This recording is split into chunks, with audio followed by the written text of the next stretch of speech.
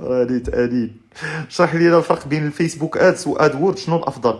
شوف اخويا، كلهم بجوج مهمين، كو سوا فيسبوك ادز ولا ادورد كلهم مهمين، ولكن تيبقى على حساب. نعطيك مثلا في المغرب، مثلا البرودوي اللي غادي تبيع، دابا باغ اكزومبل تيكونوا دي برودوي اللي هما غاليين، انا كنفضل انك تبيعهم ادورد.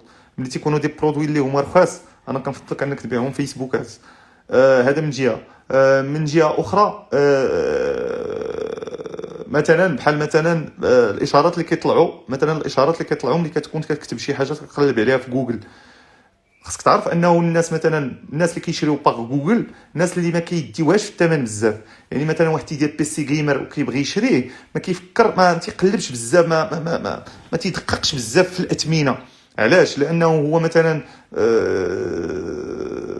نعطيك اكزومبل بحالي انا، مثلا باغي نشري شي حاجه، ما باغيش نبقى ندورو، هذا نقدر نشريها اونلاين، واخا تكون زايده واحد 100 200 درهم زايده اولا 300 درهم. البيسي جيمر ما تيتزادش فيهم، هادشي كيتزادوا بالالوفات، حنا ما تنهضروش على هادشي.